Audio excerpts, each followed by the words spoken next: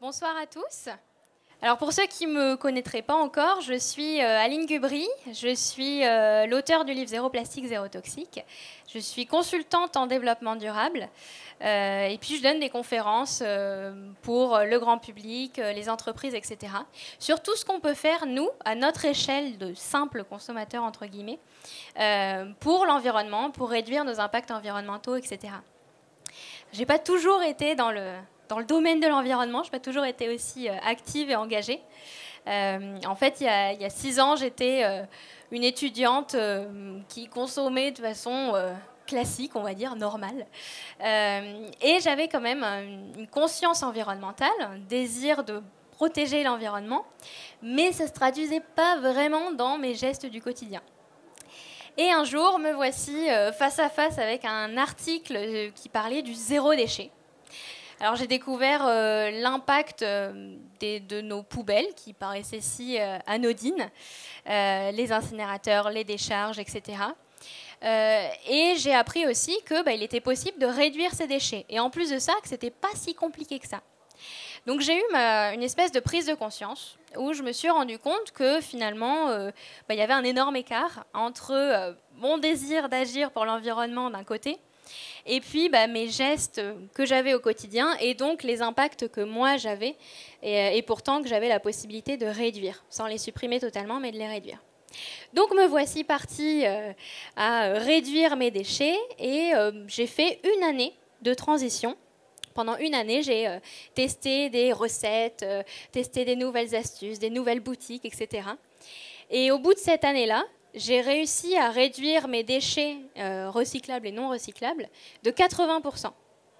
Alors déjà, j'ai été la première surprise. Je ne pensais pas que j'arriverais à les réduire d'autant et que ce serait aussi facile. Donc après ça, j'ai créé mon blog Consommons sainement, mon livre Zéro plastique, zéro toxique qui a suivi après. Et après cette année de transition, j'étais bien engagée sur le zéro déchet. Et je me suis dit, mais est-ce que c'est encore logique d'être aussi engagée dans la réduction des déchets, mais de continuer à manger énormément de viande chaque jour, de continuer à manger des avocats qui certes n'avaient pas d'emballage, mais étaient venus en avion et avaient traversé la moitié du globe. Donc me voici à ma deuxième transition environnementale, cette fois de mon alimentation, qui avait énormément d'impacts environnementaux. C'est généralement, l'alimentation, c'est 30 à 50% de notre empreinte environnementale. Donc je me suis dit, ouais, bon, il y a peut-être des choses à faire. Et donc j'ai eu ma deuxième transition environnementale où j'ai commencé à manger moins de viande puis à arrêter d'en manger beaucoup plus local, de saison, etc. Tout ce dont on va parler aujourd'hui avec nos invités. Et puis tout ce que vous découvrirez aussi dans le livre. Voilà, et donc après est née l'idée de ce livre, donc le guide de l'alimentation durable, qui est, vous verrez, c'est un guide pratico-pratique avec que des astuces simples et réalistes sur tout ce que vous pouvez faire vous à votre échelle pour réduire les impacts environnementaux de votre alimentation.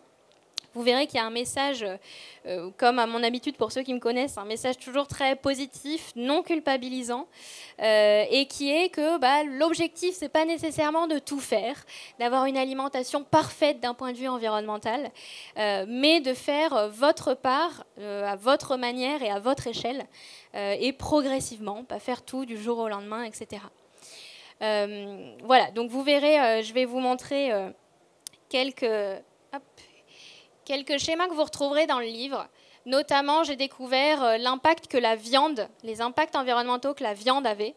Et donc, notamment, j'ai découvert que pour 1 kilo de steak haché, que je mangeais avant régulièrement, il fallait 15 000 litres d'eau, contre seulement 60 litres d'eau pour des lentilles qui donneraient la même quantité de protéines. J'ai découvert aussi que quand je mangeais du poisson, certains poissons en tout cas, j'encourageais la disparition de certaines espèces, j'encourageais la surpêche, etc. Même pour les poissons d'élevage, et vous découvrirez dans le livre pourquoi, peut-être qu'on en parlera aussi ce soir. Et enfin, autre exemple, j'ai découvert que nos aliments traversent le globe, voire plus encore. Par exemple, vous découvrirez qu'un pot de yaourt, chaque ingrédient a traversé beaucoup plus de kilomètres et a vu beaucoup de pays, beaucoup plus que ce qu'on pense. Donc voilà, quelques petits schémas que vous retrouverez dans le livre. J'aimerais aussi remercier les personnalités qui sont interviewées dans le livre et qui sont là ce soir. Il y en a certaines comme Alexandra Nehru, que vous retrouverez dans le livre, et puis évidemment Shafi Kassal qui est là aussi, et Vincent Brassard, puisque vous verrez qu'à travers tout le livre, j'ai interviewé des personnalités de différents domaines de l'alimentation durable, donc merci encore à eux. Et puis merci aussi à Marion Henzer qui est là ce soir. Je vais les laisser se présenter. Mais en tout cas, merci à vous trois de participer à cette table ronde. Et puis, je vais peut-être vous laisser vous présenter chacun, présenter qui vous êtes, comment vous en êtes arrivé à là. Et puis surtout les activités et engagements de vos structures respectives. Si on peut commencer par toi, par exemple, Shafik. Allez, on commence par Marion. Merci beaucoup. On commence par les femmes, merci. Bonjour à tous. Moi, je suis très contente d'être là, de voir autant de monde. Je ne m'attendais pas à ce qu'il y ait autant de personnes à cause des grèves. Donc, c'est très agréable de voir qu'il y a autant de personnes qui s'intéressent à l'alimentation durable. Donc moi, comme le disait Aline, je m'appelle Marion Henzer. Je travaille chez Ferme d'Avenir, donc qui est une association que beaucoup d'entre vous doivent déjà connaître au moins de nom si vous vous intéressez à ces thématiques-là. Et j'ai une deuxième casquette en parallèle bénévolement. Je coordonne la branche française de l'association d'Al Gore sur le climat. Donc voilà, on pourra probablement en parler un petit peu aussi sur l'impact carbone de votre alimentation. Est-ce que tu peux juste peut-être nous dire ce que fait Ferme d'Avenir ? Donc Ferme d'Avenir, c'est une association qui a été créée en 2014 par Maxime de Rostolan autour d'un projet de ferme expérimentale inspiré de la permaculture en Touraine. Et donc au fur et à mesure, le projet s'est développé autour de cette ferme, autour d'un concours récompensant des pratiques vertueuses en matière d'agriculture et de fermes remarquables partout en France. Et donc les projets de l'association se sont étoffés. Et aujourd'hui, notre mission, c'est de faire pousser des fermes agroécologiques partout en France. Et on le fait au travers de 4 activités qui sont la production, la formation, le financement et l'influence. Voilà, je pense qu'on pourra en reparler tout à l'heure. Merci. Vincent ? Oui, donc c'est à moi, c'est ça. Bonsoir à tous, merci d'être là pour Aline et la sortie du guide. En fait, effectivement, je reprends ce que tu viens de dire, Marion. On est ravis de vous voir tous ici et aussi intéressés par ce sujet de l'alimentation durable. Donc moi, je suis Vincent Brassard, je suis le président fondateur d'une association qui s'appelle La Tablée des Chefs, qui est née en 2002 au Québec et que j'ai importée en France il y a maintenant 7 ans. Voilà, nous on travaille sur 2 missions. Une mission qui est celle de nourrir, en fait c'est un petit peu le b.a.-ba avec l'alimentation, en aidant notamment, et c'est pour ça qu'on s'appelle La Tablée des Chefs, les traiteurs et les restaurateurs à gérer leur surplus alimentaire. Il y a du gaspillage dans les restaurants, dans les hôtels, et on les aide à redistribuer ces surplus alimentaires à l'aide alimentaire. Et puis on a des actions, d'ailleurs d'autres actions, nourrir auprès par exemple avec les lycées hôteliers, on va cuisiner avec les lycées hôteliers pour l'aide alimentaire. Et puis on a un volet éduqué, parce qu'en fait c'est un petit peu ce qui s'est passé au départ de l'aventure. On était sensible sur le gaspillage. On s'est dit, bon finalement, si on veut réduire le gaspillage, il faut éduquer. Et donc on va avec des chefs cuisiner auprès des générations futures, plutôt des jeunes en milieu difficile, en réseau d'éducation prioritaire notamment. Et cette année, pour vous donner une idée, sur le territoire français, on a organisé à peu près 300 ateliers de cuisine qui reprennent des thématiques qu'on retrouve très certainement dans ton guide, autour de la saisonnalité, de la préservation des ressources, etc. Parce qu'en fait, l'un ne va pas sans l'autre. Voilà. Je vais m'arrêter là, parce qu'on laisse un petit peu pour après. Donc Shafi Kassal. Alors moi, mon métier à la base, c'est ingénieur. Et en fait, quand j'ai commencé ma carrière, très rapidement, ce que je savais faire, c'était compter, comprendre les phénomènes physiques, biologiques ou chimiques, et aussi les flux, l'industrie, enfin tout ce qui concourt en fait à faire fonctionner l'économie.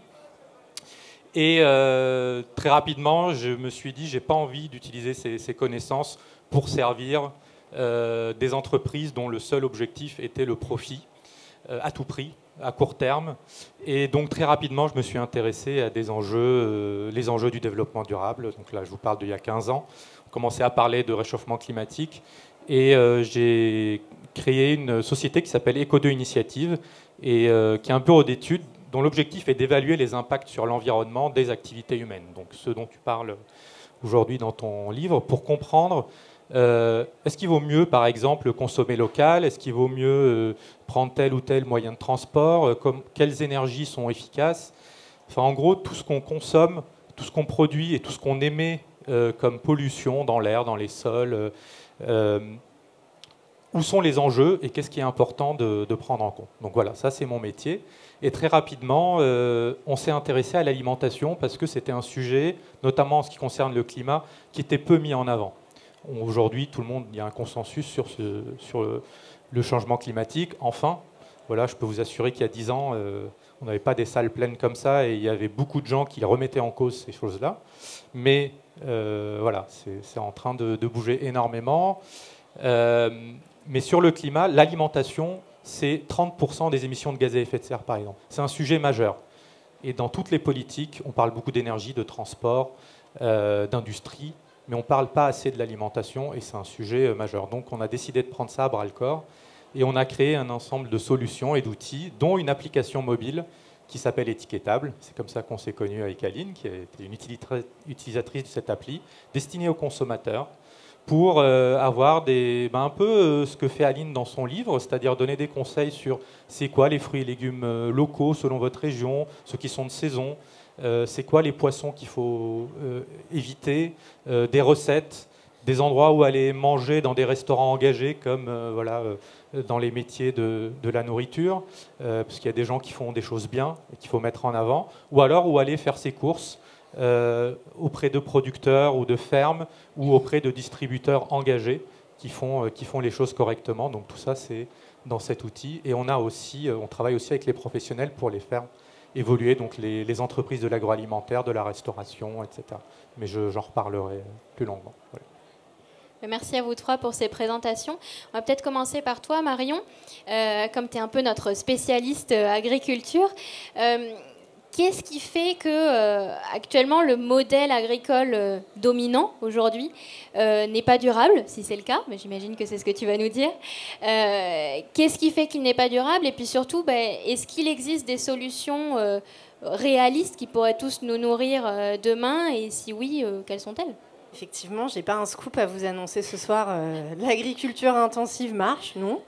Donc effectivement, l'association Ferme d'Avenir s'est construite sur le constat que l'agriculture industrielle, chimique et qui fait la part belle à la monoculture actuellement, qui est le modèle dominant, ne fonctionne pas. Donc elle ne fonctionne pas d'un point de vue économique. Parce que sans les aides de la PAC, il y a une majorité des exploitants agricoles aujourd'hui qui seraient tout simplement pas rentables. Elle ne fonctionne pas au niveau social, parce qu'en 20 ans, on a perdu 1 million d'emplois agricoles rien qu'en France. Les agriculteurs sont très isolés. Il y a un suicide tous les 2 jours en France d'agriculteurs, donc on ne peut pas vraiment dire que c'est un constat social très positif. Et puis enfin, évidemment, ce n'est pas un système qui fonctionne non plus sur le plan environnemental. Donc, la première chose qui vient à l'esprit, c'est l'impact carbone de notre alimentation. Je reprends le chiffre que tu as dit tout à l'heure. On a à peu près un tiers de l'impact carbone qui est lié à notre alimentation. Donc quand on consomme des produits dont la chaîne alimentaire et dont la production a nécessité des intrants ou de la production du pétrole pour à la fois produire des intrants pour chauffer des serres, pour faire avancer des tracteurs, pour transporter les aliments d'un bout à l'autre du globe, littéralement, comme les avocats, c'est pas du tout, ça n'aide pas du tout à lutter contre le changement climatique, voire ça, évidemment, ça empire les choses. D'un point de vue également biodiversité, on a de plus en plus d'études qui sortent et qui démontrent l'impact que peut avoir l'agriculture et le modèle intensif sur la biodiversité. On a plein d'exemples sur les taux de disparition des insectes, des oiseaux qui sortent toutes les semaines. On entend des chiffres. Alors, il y a certaines études qui se contredisent, mais des fois on entend jusqu'à 80% des insectes ou des oiseaux ont disparu en quelques décennies, ce qui est vraiment très très inquiétant. Il y a ce fameux exemple de gens qui sont peut-être de la génération de mes parents et qui disent nous, quand on prenait notre voiture en campagne, il fallait qu'on lave le pare-brise parce qu'il y avait toujours plein de moustiques qui se prenaient contre le pare-brise, et maintenant, c'est plus le cas. Alors, ça a l'air de pas grand-chose, mais c'est le début de la chaîne alimentaire, et ça a un impact considérable. Et il y a aussi, on en reparlera peut-être, mais les insectes pollinisateurs qui sont évidemment des alliés utiles pour notre agriculture. Et puis, je voulais dire un mot aussi sur la biodiversité végétale, parce qu'aujourd'hui, on n'utilise qu'une infime partie standardisée de l'immense diversité et des espèces variétales que Mère Nature met à notre disposition. Et donc, le fait que notre alimentation tende à s'uniformiser, c'est aussi un problème en soi. On devrait utiliser plus de variétés anciennes. Et donc, on a parlé donc de l'impact carbone, de l'impact sur la biodiversité. Et puis, même d'un point de vue purement, à la fois économique et même énergétique, on n'est pas bon. Nous, il y a un chiffre chez Ferme d'Avenir qu'on aime bien citer, qui est qu'en 1940, avec 1 calorie fossile, on produisait 2,4 calories alimentaires. Et aujourd'hui, il nous faut 7,4 calories fossiles pour produire 1 calorie alimentaire. Donc ça veut dire qu'on a perdu en 70 ans, on a divisé notre efficacité énergétique par 25. Ce qui est vraiment dramatique quand on y pense, parce que si demain le baril de pétrole il grimpe, et c'est ce qui va arriver, comment on fait pour continuer à produire une alimentation qui nous nourrisse tous ? Donc, face à ce constat un petit peu déprimant, il y a des solutions, effectivement. Nous, chez Ferme d'Avenir, donc le modèle que l'on promeut et sur lequel on a basé toute notre association, c'est l'agroécologie. Donc, qu'est-ce que c'est l'agroécologie ? C'est une conception de système de production agricole qui s'inspire de la nature au lieu de lutter contre la nature. Donc, très concrètement, on va essayer de designer des écosystèmes productifs en imitant les écosystèmes naturels et en faisant la part belle à des techniques comme l'agroforesterie, le compostage, utiliser le moins possible la ressource en eau et la préserver, planter des haies, un maximum de biodiversité dans les champs. Donc voilà, nous, c'est la solution qu'on propose. Et comme je vous le disais précédemment, on fait ça depuis quelques années. On a quatre activités. Donc on a à la fois une activité de production où on a nos propres fermes, et notamment un projet de ferme en Île-de-France de 80 hectares qui s'inspire de ces techniques agroécologiques. Et puis on aide plein de fermes en France à pousser et à émerger, et à les mettre en réseau.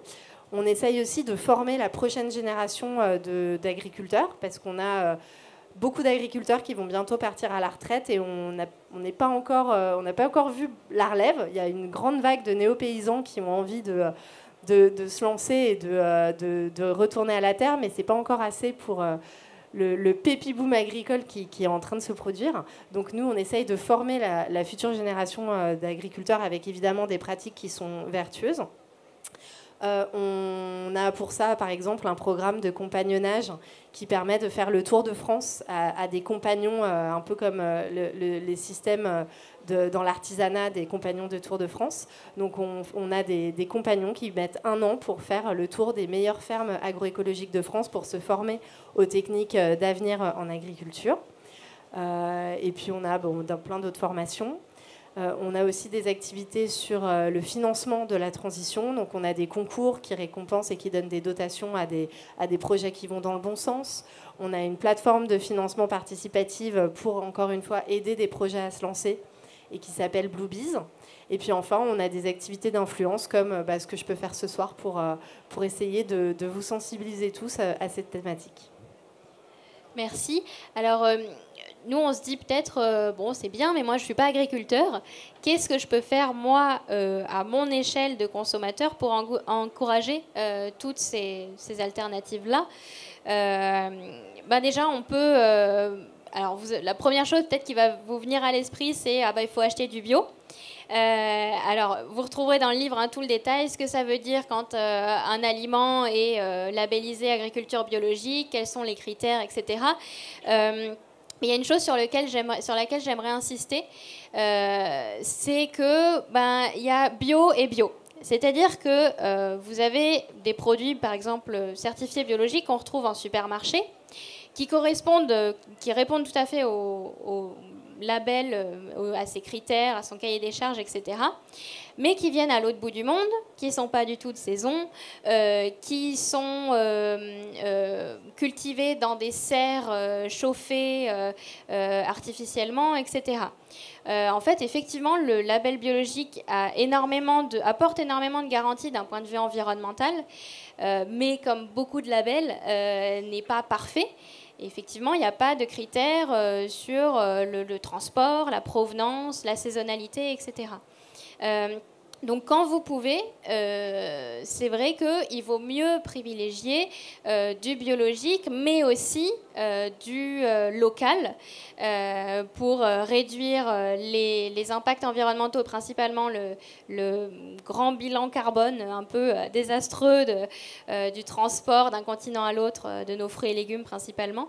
Et puis, le local ne suffirait pas dans l'idéal, puisqu'on peut avoir des tomates qui viennent d'Espagne. Alors, le local, pour moi, c'est France et idéalement France et pays voisins, puisque normalement, il est assez difficile déjà de se nourrir uniquement de ce qui pousse dans nos régions, malheureusement, aujourd'hui, et également ce qui pousse en France et ce qui est élevé en France.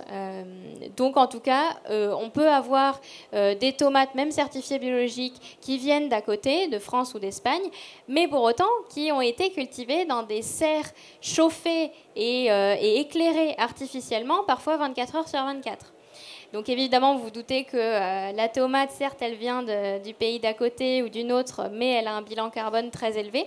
C'est pour ça que souvent, on dit il vaut mieux le local et de saison. On les met souvent ensemble et c'est pas pour rien. Donc ce qu'on peut faire, c'est donc préférer le biologique et si possible le biologique éthique qui va donc plus loin et qui est de saison, local, etc. Et généralement, ce n'est pas dans les supermarchés qu'on les retrouve. Dans l'idéal, on les retrouve dans certaines coopératives qui sont un peu plus engagées, qui s'imposent à elles-mêmes des critères supplémentaires. Je pense notamment aux coopératives Biocoop, mais à d'autres aussi, d'autres magasins biologiques plus indépendants. Donc ça, c'est une première chose. Et puis après, on peut, vous verrez dans le livre, il y a tout un chapitre sur manger moins de viande. C'est vrai qu'on n'en a pas, t'en as pas forcément parlé, mais j'imagine aussi que c'est quelque chose qui est pris en compte par Ferme d'Avenir. Alors, encore une fois, l'objectif, c'est pas de tout faire. Si vous n'avez pas envie d'arrêter complètement la viande et que vous n'avez pas envie de vous passer de ce plaisir-là et que vraiment vous sentez que c'est pas quelque chose pour vous, d'arrêter complètement, c'est pas forcément l'objectif. Ce que je dis toujours, c'est que l'objectif, c'est plutôt de trouver un équilibre qui vous convient. Si par exemple réduire la quantité de viande que vous mangez pour en avoir que 1 ou 2 repas carnés par semaine, c'est déjà énorme. Vous pouvez déjà en être très fier et il va y avoir déjà des impacts positifs énormes. Et par exemple, donc vous pouvez réduire la quantité de viande que vous mangez et aussi manger moins de viande rouge parce que vous apprendrez dans le livre que c'est de loin celle qui a les plus gros impacts environnementaux. Donc, vous pouvez préférer la viande blanche, les volailles, etc., qui sont moins impactantes. Et puis, en manger de meilleure qualité, parce qu'en manger moins, ça va aussi avec en manger mieux. On fait beaucoup d'économies quand on mange moins de viande, ce qui permet après de se permettre de manger une viande de meilleure qualité, entre guillemets, c'est-à-dire certifiée biologique et encore mieux locale ou des labels qui vont encore plus loin que vous verrez dans le livre aussi. Donc voilà, mine de rien, en tant que consommateurs, nous, on a le pouvoir d'encourager une agriculture différente, une distribution alimentaire différente, puisque si massivement on réduit la quantité de viande qu'on mange, on mange plus local, on demande plus de saisonnalité dans nos fruits et légumes, etc. C'est comme ça que la distribution forcément s'adapte aux demandes des consommateurs et c'est comme ça que certains magasins plus engagés ou certaines gammes beaucoup plus engagées voient le jour. Moi, je voudrais juste rebondir sur ce que tu as dit et mentionner aussi le fait de s'approvisionner en circuit court, parce que c'est très important, notamment à la ferme. Donc, c'est pas forcément toujours facile si on habite à Paris, mais même si on est en proche banlieue, nous, on a des lauréats de notre concours qui sont en Île-de-France et qui peuvent livrer des magasins comme La Louve ou des Biocoop sur Paris. Et c'est très important, non seulement d'un point de vue environnemental, parce que du coup c'est local. En général, c'est de saison, parce que les petits producteurs qui se lancent dans des démarches comme ça, en général, ils ont le package complet de bio, local, de saison, en circuit court. Mais aussi parce que pour eux, ça leur permet aussi de mieux se rémunérer, parce qu'il y a une plus grosse part de la valeur de ce que vous allez payer qui leur revient, et ça, c'est un élément très important. Et dernière chose aussi sur la viande, effectivement, nous, Ferme d'Avenir, on ne promeut pas forcément le végétarisme, parce que le modèle qu'on met en avant, c'est un modèle en polyculture élevage. Donc nous, si on s'inspire des écosystèmes naturels, dans les écosystèmes naturels, il y a des animaux.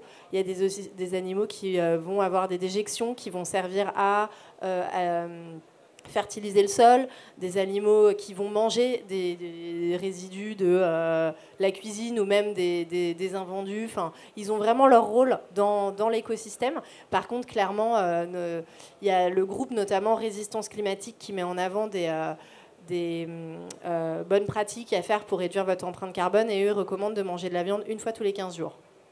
Donc voilà. Après, chacun trouve son équilibre, mais effectivement, c'est un bon objectif. Alors, Chafik, toi, alors on commence on a commencé par la naissance du produit, le début du cycle de vie de votre aliment, donc l'agriculture. Maintenant, j'aimerais qu'on parle un peu plus, notamment de la distribution, c'est-à-dire des marques, ce que font les marques, ce que font les distributeurs, ce que font aussi les pouvoirs publics, parce que je sais que parmi les organismes qui se tournent vers vous, il y a aussi des villes, des métropoles, etc. Est-ce que toi, dans toute ton expérience, tu as vu une évolution dans les pratiques, dans les valeurs de ces structures-là, et si oui, selon toi, comment est-ce que ça s'explique? Comment est-ce que l'environnement dans l'agroalimentaire devient de plus en plus présent et surtout effectif? Ça évolue, mais c'est récent. Ouais. Et en fait, je vais dire un truc simple, mais une entreprise, et a fortiori même les pouvoirs publics, finalement, ils nous correspondent. Alors, ils ne correspondent pas forcément aux gens les plus engagés, les plus militants, mais on voit très vite que ces gens-là engagés et militants sont très minoritaires dans la population, et leurs idées aussi. Et donc, en fait, jusqu'à maintenant, jusqu'à ce que tout le monde en soit convaincu. Mais finalement, un politique, pour être élu, il va faire un truc bête, il va regarder ce qui va plaire à la majorité des gens. Donc souvent, on pointe les politiques et on dit c'est de leur faute, ils font rien pour nous, mais en réalité, eux, ils s'adaptent à nous. Donc en fait, ils s'adaptent à la société. Donc il y a une responsabilité quand même du citoyen. Et les entreprises, c'est pareil. Les entreprises, c'est bête et méchant. Une entreprise, comme je disais au début, son but, c'est de faire du profit et ça n'a aucune morale. Et donc, en fait, ils ne nous imposent pas d'acheter des choses. En fait, eux, ils s'adaptent à ce qui pourrait nous plaire. Et c'est exactement ce qu'ils font. Et donc, ce qui est intéressant dans tout ça, et ce qu'on est en train de voir, c'est qu'enfin, les citoyens, il y a une prise de conscience générale des citoyens, et elle précède toujours l'évolution aussi bien des pouvoirs publics ou des collectivités que des entreprises. Et donc, cette évolution, on la voit depuis plusieurs années.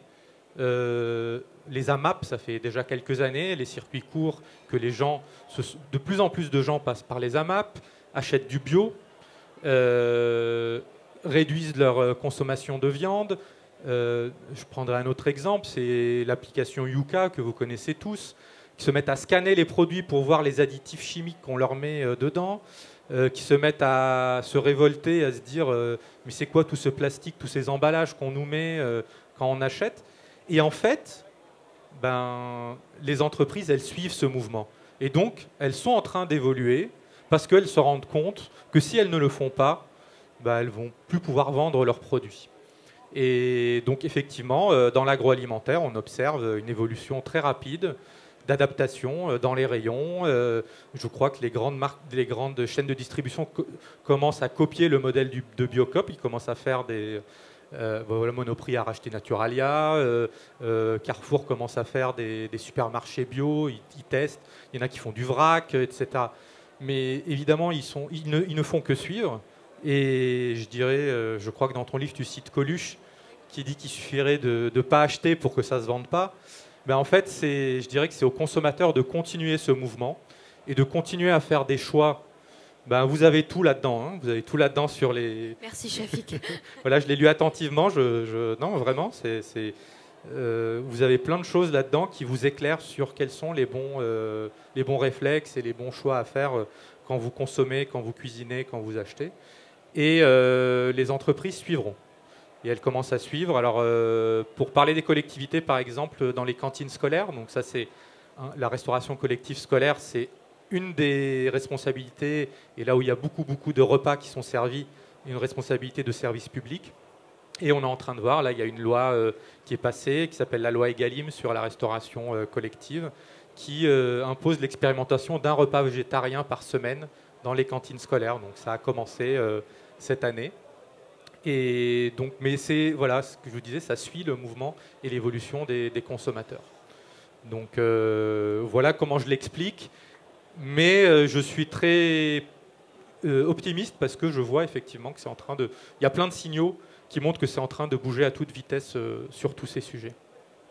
C'est vrai que c'est pas évident de se rendre compte du pouvoir que nous on a à notre petite échelle. On se dit moi je suis tout seul, c'est pas le fait que j'achète dans ce magasin-là qui va changer la face du monde. Moi c'est souvent ce qu'on m'a dit et je pense que on vous l'a aussi probablement déjà dit à vous. C'est bah oui mais c'est pas toi qui va changer le monde, c'est pas toi parce que tu as arrêté d'utiliser des trucs en plastique jetable dans ton quotidien que tu vas régler tous les problèmes de la planète. Non, c'est sûr que c'est pas moi toute seule qui vais le faire, mais c'est le fait qu'on soit des milliers, voire des millions à le faire ensemble, simultanément, chacun à notre échelle, c'est ça qui fait que au total on évite énormément de petits impacts négatifs et donc au final énormément d'énormes impacts sur l'environnement. Donc effectivement à chaque fois qu'on achète on encourage une agriculture différente, une distribution différente, etc. Puis pareil, à chaque fois qu'on n'achète pas, on n'encourage pas et donc on envoie aussi un signal fort. Mais pour ça effectivement il faut qu'on le fasse tous, chacun à notre échelle. Et c'est effectivement ce qui est en train de se passer. On l'a vu par exemple avec l'huile de palme, on l'a vu avec le plastique de plus en plus. Les médias en parlent énormément. Pour prendre l'exemple du plastique, les médias en ont parlé énormément depuis 3 ans, on en parle énormément. Donc nous, citoyens, grand public, on est de plus en plus sensibilisés et informés. Et donc on refuse de plus en plus d'acheter... des produits suremballés et on va favoriser le vrac, on va se tourner vers des alternatives qui étaient en train de naître, donc elles sont en train de se développer, tu le disais très bien, même dans les supermarchés on trouve des options zéro déchet, ce qui est quand même une belle preuve d'évolution des esprits même en supermarché et donc on se rend compte que massivement on a un pouvoir énorme et je suis ravie que vraiment tu montres que c'est grâce à nous, consommateurs, effectivement. Donc là, on a fait le début du produit, début de la vie du produit. Après, on est passé par la distribution et nous, consommateurs. Et malheureusement, il y a bien souvent après la poubelle. Et Vincent, j'aimerais... Ou pas. Ou pas, mais bon, malheureusement, le gaspillage alimentaire, ça reste quand même assez massif aujourd'hui. L'environnement est de plus en plus une thématique dont on s'empare, que ce soit dans les médias, nous, consommateurs, les professionnels, etc. Pourtant, le gaspillage alimentaire existait quasiment pas il y a 2 générations. Aujourd'hui, il est massif et à tous les échelons de la vie du produit, que ce soit au niveau de la production, au niveau de la transformation, la distribution, de nous consommateurs, etc. Comment tu expliques cette contradiction-là et comment ça se fait qu'aujourd'hui il y a un gaspillage aussi massif à tel point que 1/3 des aliments qui sont produits dans le monde chaque année ne sont pas consommés et sont jetés? Ouais, c'est tout à fait ça. En fait, nous, le constat qu'on a fait avec la table des chefs, au départ, c'était un constat de gaspillage alimentaire. On s'est dit, on va apporter une solution aux hôteliers, aux traiteurs. On va les aider à redistribuer ces surplus alimentaires et à ce qu'ils soient consommés par les alimentaires. C'est vertueux, c'est bien, on est content. Et puis après, très vite, la réflexion qu'on a pu se faire, c'est les chefs. Hein, alors moi, je suis pas chef, mais je suis passé par le milieu de la restauration, etc. Et en fait, les chefs ont une faculté de transmettre qui est assez importante. En fait, dans 50 mètres carrés de cuisine, on a 3 générations. Et l'idée, la bonne idée, la grande idée de la table des chefs, ça a été de se dire, on va utiliser ce savoir-faire des chefs pour éduquer, pour transmettre. Parce qu'en fait, ce que tu dis là, c'est qu'il y a 2 générations. Effectivement, il y avait très très peu de gaspillage alimentaire. Pour aussi une raison simple, c'est que le savoir culinaire existait. Il était transmis peut-être de mère en fille, il y a aussi peut-être quelques garçons aussi qui cuisinaient, mais il y avait un savoir culinaire qu'on allait se transmettre, les recettes, ce qu'on appelle la cuisine régionale, etc. C'était quelque chose, en Bretagne on savait faire des crêpes, en Alsace on savait faire de la choucroute, et en fait notre mode de vie, notre mode de consommation, tout s'est accéléré, avec des distributeurs qui proposaient des produits tout faits. Alors c'était la modernité, c'était en fait surtout du marketing. Et puis on nous a sortis de ce savoir-faire culinaire. Et donc en fait aujourd'hui, voilà ce que je pourrais dire. Et si nous on avait une solution, ou la solution qu'on a nous, c'est de se dire il faut reprendre en main notre alimentation, il faut devenir des consommateurs. Hein, mais pour ça, et pour pas gaspiller et pour pouvoir utiliser pleinement les richesses, il faut quand même avoir ce savoir. Hein, parce que ce qui se passe, c'est que effectivement, si on a, alors on va parler viande quand même, mais un animal, voilà, on ne mange pas que le filet, on va manger la totalité de l'animal, on va manger même les abats. Aujourd'hui, qui ici mange des abats? Très peu de personnes, parce que évidemment, ça demande un certain savoir-faire. C'est pas sous vide, c'est pas pané, c'est pas pré-cuit. Donc voilà. Donc c'est l'idée forte, c'est celle-ci, c'est se réapproprier sa cuisine, se réapproprier son alimentation. Mais quand tu parles en fait du gaspillage à tous les niveaux, c'est là aussi où si on sait un petit peu cuisiner, on peut déjà en termes on parle de circuit court et de disponibilité des produits. Voilà quelqu'un qui sait un peu cuisiner. Récemment, nous on avait un dîner de gala où le dessert c'était un dessert à la courge. C'est-à-dire qu'en fait avec une courge, on peut effectivement faire un dessert. Mais pour ça, il faut quelques techniques de cuisine. Donc moi, ce que je peux vous conseiller, alors dans le guide, il y a quelques recettes, mais c'est de vous réapproprier votre cuisine. Et en se réappropriant sa cuisine, on va développer son goût, on va développer son envie, on va développer son envie de rencontrer des gens qui font divinement bien leur métier. Quand on va préparer sa salade, on va avoir en image et en tête le producteur qui a fait cette salade, etc. Et ça, c'est un bonheur ultime.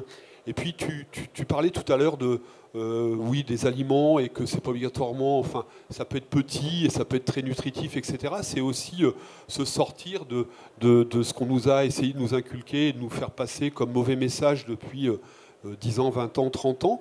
Aujourd'hui, on a énormément d'enfants.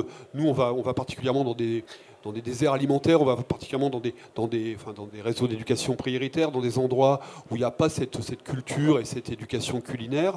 Les jeunes, ils vont manger quelque chose, ils vont avoir l'impression qu'ils ont vraiment à manger parce que c'est gros, parce que c'est bien emballé, parce que c'est tout ça. Mais en fait, un paquet de chips, par exemple, c'est de l'air, c'est du sel et du gras, quoi. Donc en fait, rien de bon quelques heures après l'avoir mangé parce qu'on a très faim et on fait un pic d'hypoglycémie, et rien de bon pour sa santé dans les années qui vont suivre.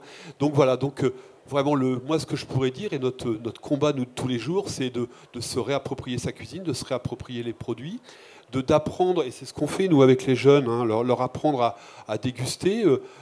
J'ai le souvenir, l'association est née au Québec, hein, je suis allé une première fois au Québec, et puis je suis allé dans un atelier de cuisine, et c'était un crumble aux pommes. Et en fait, le chef est venu avec 4 pommes différentes et a dit aux jeunes, on va déguster les pommes. Donc les gamins se sont jetés sur les pommes et leur a dit non, on arrête là tout de suite. La dégustation, elle commence d'abord avec les yeux.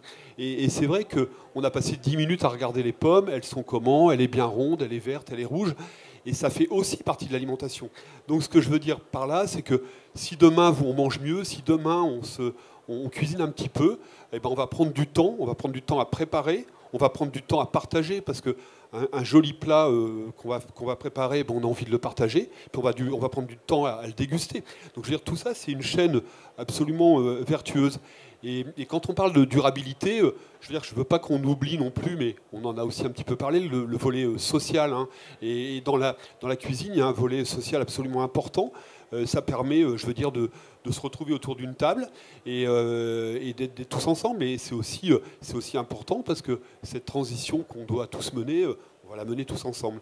Donc je voudrais qu'on remette vraiment la table et l'alimentation où elle doit être. C'est-à-dire que ça va être un moment de plaisir, ça doit être un moment de partage. Ça peut être, même si on met un peu moins de produits carnés ou un peu moins de protéines animales, ça peut quand même être extrêmement bon. Hein. Moi, j'ai un gamin qu'on avait mis en stage dans un bel établissement hôtelier à Paris, et je suis allé le voir, et en plus, il avait de gros problèmes familiaux. Et je ne le savais pas, en fait. Il me l'a raconté quand je l'ai rencontré. Et je lui dis, alors ton stage, comment ça s'est passé? Est-ce que tu as un truc à me raconter? Et il me dit, ben oui, la semaine dernière, j'ai fait un risotto. Et quand j'ai goûté mon risotto, j'ai souri pendant 2 heures. Donc voilà, donc c'est un peu ça que le message que je voudrais passer. C'est que je voudrais dire qu'autour de l'alimentation, il faut du bien-être, il faut être heureux. Et on peut être heureux avec des produits simples. Récemment, on a fait un grand dîner de gala pour lever des fonds. Et le chef, qui est vraiment un chef absolument incroyable, il m'a dit, tu sais, la difficulté, c'est la simplicité. Bon, je veux dire, voilà, c'est en fait, l'alimentation, elle doit être simple, mais la difficulté, c'est d'y mettre les bons produits.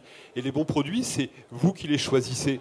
Et en fait, effectivement, en prenant un petit peu de temps pour ça, en prenant un petit peu de temps pour penser son alimentation, eh ben vous allez mieux manger, vous allez manger pour moins cher, vous allez pouvoir déguster, je ne sais pas, le miel de ce super apiculteur voilà, dans les Ortillons Amiens. Je dis ça parce que je suis originaire d'Amiens, mais voilà, mais ce que je veux dire, c'est un peu ça, c'est vraiment savoir d'où viennent les produits, leur donner une traçabilité. Et si vous, en début d'année, si vous faites ce vœu pieux pour l'année 2020, ben vous aurez fait un grand pas vers une alimentation saine et généreuse. C'est vrai qu'on peut faire énormément de choses pour réduire le gaspillage qui se passe chez nous. C'est effectivement manger beaucoup plus, même tu nous parlais des abats, même sur les fruits et légumes, les fans, généralement, les verres de poireaux qu'on jette directement après les avoir achetés. Et d'ailleurs, 35% du gaspillage alimentaire se passe chez nous, à notre échelle de consommateurs. Ouais. Il y a aussi ce qui se passe avant, il y a aussi le gaspillage alimentaire qui se passe à la production, 35%, à la distribution, 14%. Et en fait, ce qui est assez extraordinaire, c'est que on a aussi le pouvoir, nous, d'agir sur le gaspillage alimentaire qui se passe bien avant que l'aliment arrive chez nous. Par exemple, on peut éviter de bouder les fruits et légumes moches, entre guillemets, ceux qui sont plus petits que les autres, ou la tomate qui a un petit choc, ou qui est un peu moins rouge que les autres, etc. Pourquoi ça a un impact positif énorme de les acheter comme les autres, pas discriminer? Parce qu'en fait, ça...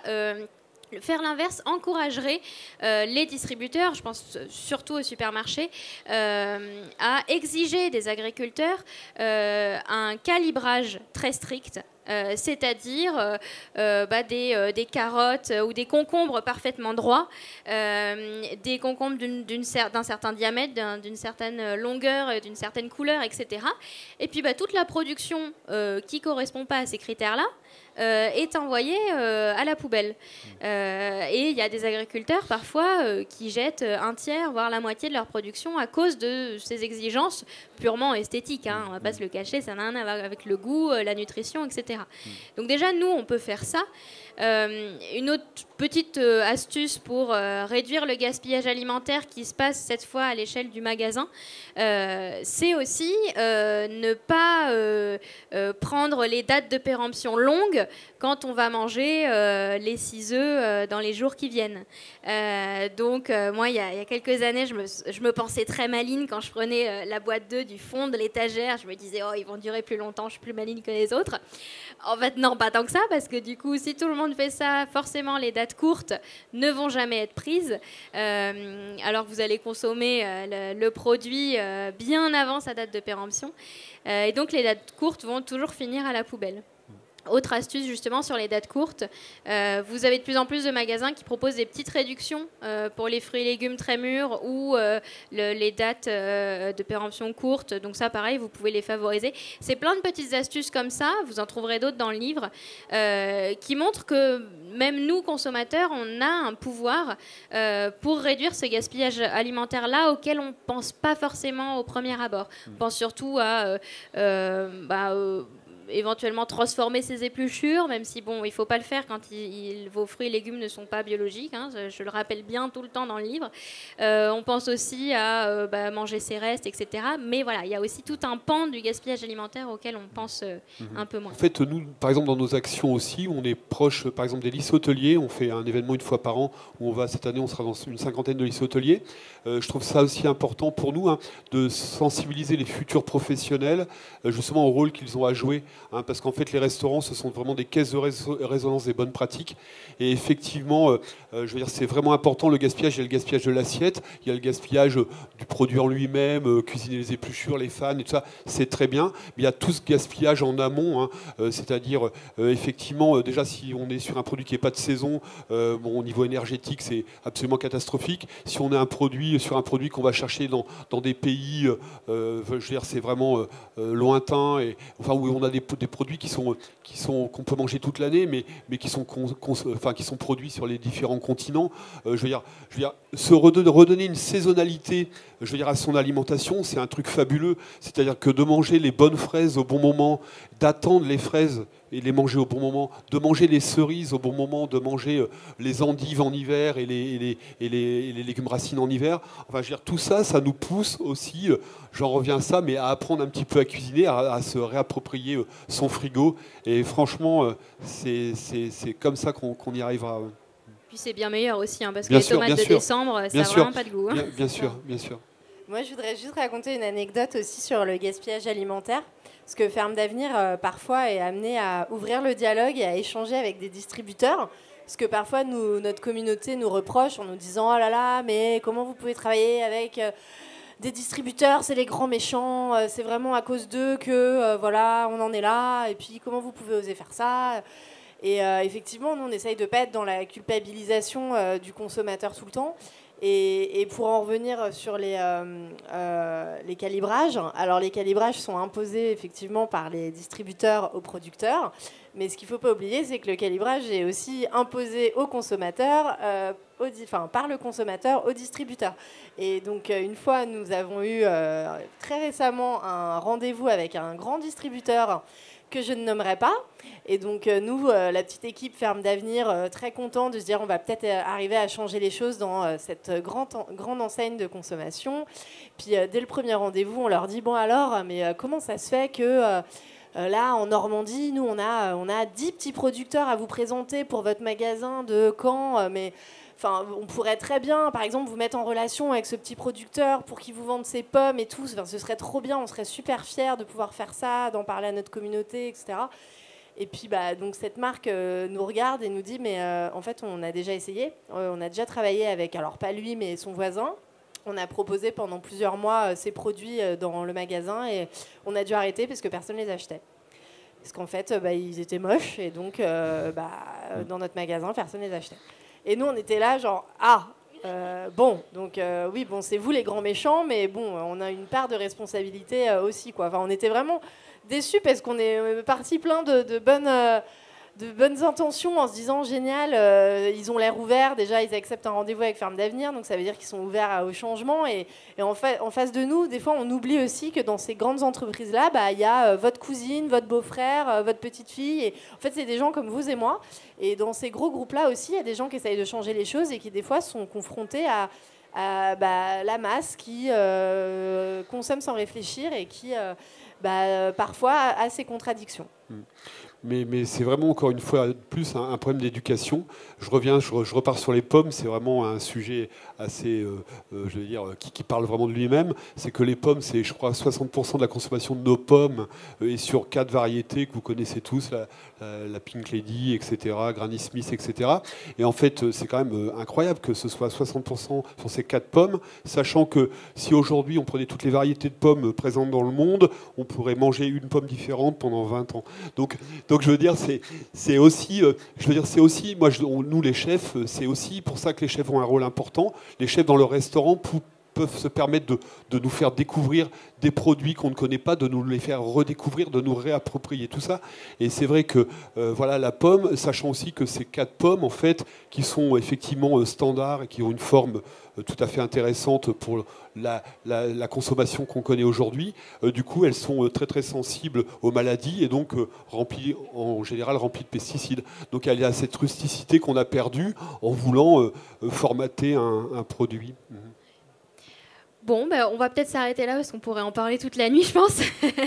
Merci infiniment vraiment à vous 3 et à l'apport de vos expertises respectives qui sont bien complémentaires, je suis ravie. Donc, vous avez un petit cocktail qui vous attend. Et puis, pour ceux qui veulent acheter le livre, donc il est en vente dans la librairie qui est juste là. Collé ici. Et pour ceux qui voudraient une petite dédicace et puis échanger avec nous un peu plus en direct, je serai ici sur une table juste ici. Donc ce sera vraiment avec grand plaisir. Merci vraiment infiniment encore une fois d'avoir été aussi nombreux. Vraiment, ça a été une bonne surprise pour nous tous. Et puis, n'hésitez pas encore une fois à venir nous poser vos questions ou parler avec nous juste après. Ce sera avec grand plaisir. Merci beaucoup.